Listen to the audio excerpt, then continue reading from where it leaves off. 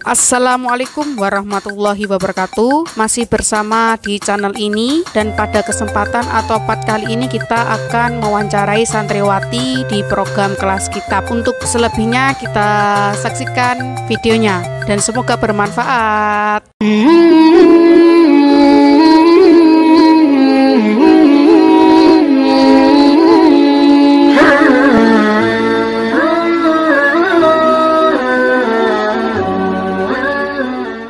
Assalamualaikum guys, kenalin aku Helmi. Aku temennya Mbak Kokom di pondok. Kalau aku sekarang itu lagi ngambil program kitab.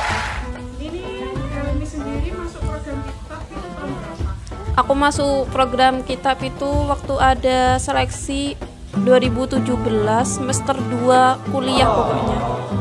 Itu pas saat jalan-jalannya program kitab dibuka ya? Iya. Awalnya tuh gak ada niat ngambil program kitab, tapi ada temenku anak H1 namanya Erna. Dia tuh ngajak aku, ayo ikut program kitab. Ya udah aku ikut-ikutan daftar. Habis itu ternyata cocok, ya udah sampai sekarang tetap bertahan. Alhamdulillah.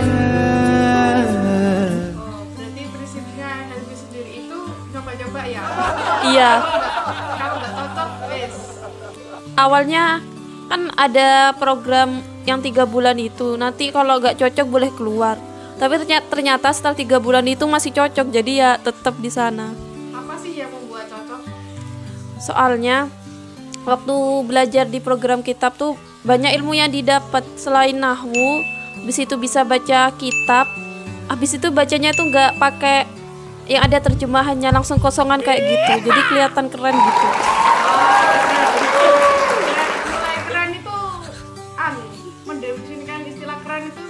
Saat baru-baru masuk atau memang di pertengahan atau ya akhir-akhir ini?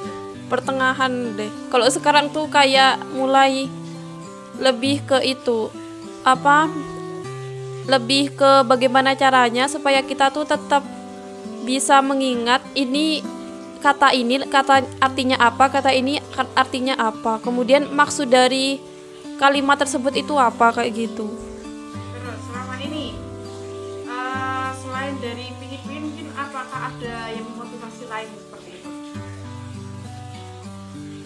Sebenarnya sih mau masuk kitab tuh karena denger-denger ada seseorang yang bilang, kamu kalau masuk kitab bisa jadi ustadzah, nanti bayar pondoknya dikurangi. Makanya pingin, tapi aslinya ya itu masih awal-awal, tapi tengah-tengah agak mikir lagi, aduh jadi ustadzah ngurusi anak-anak, ngajar kayak gini-gini susah banget, gak dah, cukup dah cari ilmu aja kayak gitu. Berarti sebetulnya ada yang lebih melatar belakangi daripada itu tadi itu ya? Iya. Terus juga selama ini apakah ada hambatan yang mengganggu atau gimana gitu? Kalau hambatan sih, kalau aku itu agak kurang di segi itu sorofnya. Agak susah emang kalau sorof itu harus perlu hafalan. Sama kalau sekarang tuh lebih sering bosan, soalnya kan tinggal mentakror lagi kitabnya, dibaca ulang-ulang biar tambah paham, biar tambah ingatannya tajam. Nah, karena itu makanya sering bosan, sehingga sering jarang sekarang tuh baca kitabnya lagi kayak gitu. Hambatannya cuma itu. Kalau masalah memanajemen waktu bagaimana?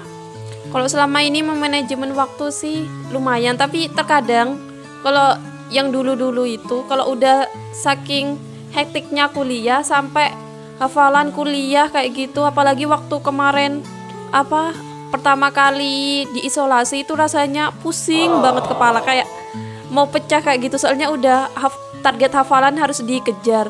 Habis itu kuliah online kan, banyak tugas waktu itu. Kemudian habis itu waktu ngaji ustadz tuh malam-malam banyak banyak sekali pertanyaan, kalau nggak bisa nanti dikasih nasihat kayak gitu. Jadi ya seringkali bikin kepala tuh pusing sampai rasanya tuh mau boyong aja kayak gitu. Itu apakah juga berpengaruh sama ini prestasi akademik dan lain sebagainya? Kalau selama ini, kalau kuliah itu masih stabil-stabil aja selama saya menempuh pembelajaran di kelas kitab, nggak terlalu berpengaruh soalnya saya lebih tahu prioritas saya. Selama ini saya lebih memprioritaskan kuliah daripada bagian pondok. Soalnya emang saya ke Jember itu juga untuk kuliah, tapi di sebagian waktu juga dibuat untuk belajar di pondok kayak gitu. Tapi pernah ada segmen itu merasa keteteran gitu? Pernah, waktu saya ikut lomba ONMIPA masih seleksi itu keteteran banget soalnya banyak materi yang harus dipelajari dari ONMIPA.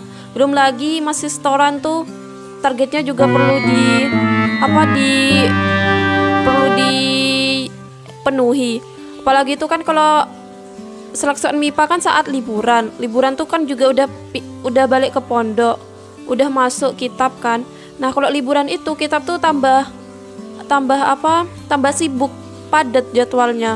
Pagi itu setoran, kemudian nanti sorenya tuh setoran lagi. Jadi setorannya 2 kali kalau liburan. Nanti malamnya murojaah bareng. Kayak gitu selama seminggu.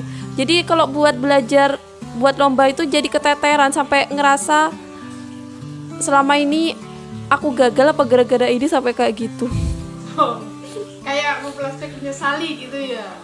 Padahal itu adalah takdir. Iya. Bila mungkin tawar, coba bersabarlah. Karena air mata tak abadi, akan hilang dan berganti.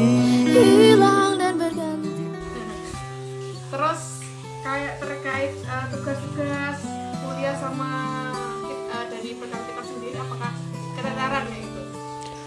Kalau selama ini tugas-tugas kuliah nggak terlalu keteteran. Kalau saya tuh masih bisa mengatasi tugas kuliah sama kalau mau setoran kayak gitu. Ya cuma kalau ada kuliah pagi habis itu ada kuis kayak gitu, mungkin itu yang agak keteteran kayak gitu. Pernah dimarahi ustazah nggak? Pernah. Kalau ustaz? Pernah. Itu karena apa ya? Ya karena kecerobohan lah. Karena kecerobohan. Terus juga yang ini nanti planning ke depan setelah mungkin lulus dari sini itu planningnya dalam meneruskan kitab itu bagaimana gitu ya? Kalau dalam meneruskan kitab itu mungkin kedepannya saya kan pinginnya jadi data analis di sebuah perusahaan. Ya mungkin di sela-sela setelah kerja kayak gitu dibaca-baca lagi kitab fikihnya. Atau mungkin kalau ada teman-teman yang tanya tentang hukumnya ini dibuka lagi kitabnya kayak gitu. Enggak ada wacana untuk memperdalam kitab lain selain dari kitab Fathul Qorib itu sendiri? Kan sekarang juga belajar kitab lain Kifayatul Akhyar. Juga punya kitab-kitab lain yang ada terjemahannya, yaitu bisa dibaca lagi. Itu kalau untuk ada wacana sebelum belajar ke kitab lain, apa enggak ada wacana untuk menghafalkan dari isi teks Fathul Qorib itu sendiri? Kan kalau anak kan juga diajari untuk semua kan suruh hafalan, tapi juga diiringi dengan kayak terjemahan itu.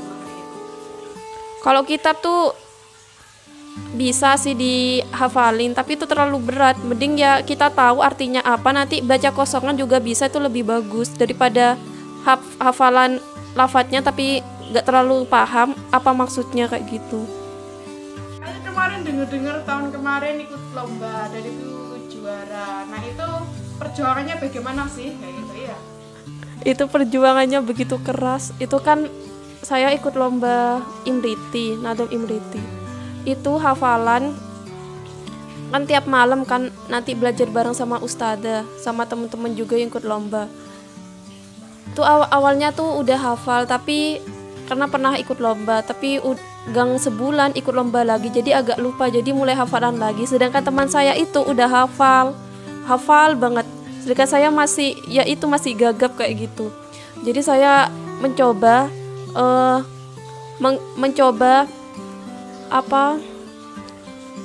mengikuti teman saya yang udah hafal, saya gak mau kayak, saya tuh kayak di dalam hati tuh ada dorongan saya jangan sampai kalah sama teman saya kayak gitu. Jadi saya mulai tiap hari tuh pagi habis ngaji, habis setoran kayak gitu saya hafalan lagi, habis itu habis sholat duhur hafalan lagi imlitinya, habis itu habis sholat asar juga dihafalin lagi, malamnya baru di story sama dipelajari kayak gitu. Jadi sampai waktu lomba tuh kayak gitu. Nah ternyata waktu kan lombanya itu kan di Banyuwangi. Nah saat udah mau lomba itu ternyata saya dapat dikasih tahu teman saya yang ikut lomba itu, katanya nanti kita itu teknis lombanya maju ke depan, dikasih undian, nanti kita baca nadam yang mana kayak gitu. Nah saya kira kalau dulu yang pertama kali saya ikuti itu kan lombanya itu kan kayak lomba tulis bukan lisan, sedangkan ini lisan di depan Pondok Putra. Jadinya saya kan masih agak kurang tuh hafalannya, jadi saya waktu beberapa jam itu saya mulai hafalan lagi, diulang-ulang. Nah ternyata saya tuh dapatnya malam kan, alhamdulillahnya gak tahu kenapa tiba-tiba semua yang ditanyain sama juri bisa masuk di kuping saya dan saya bisa jawab dengan benar. Ya alhamdulillah, makanya saya jadi juara. Itu dulu berapa kali ikut lomba itu, dan di mana aja, dan eventnya itu kenapa? Kalau yang berkaitan dengan kitab tuh cuma 2 kali.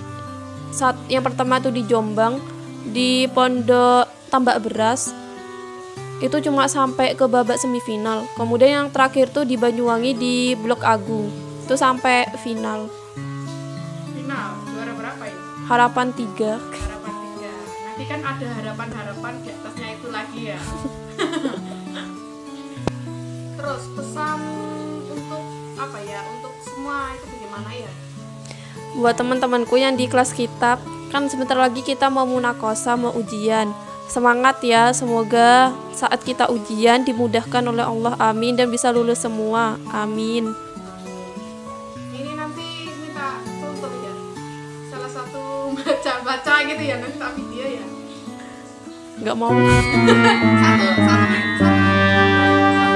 baris.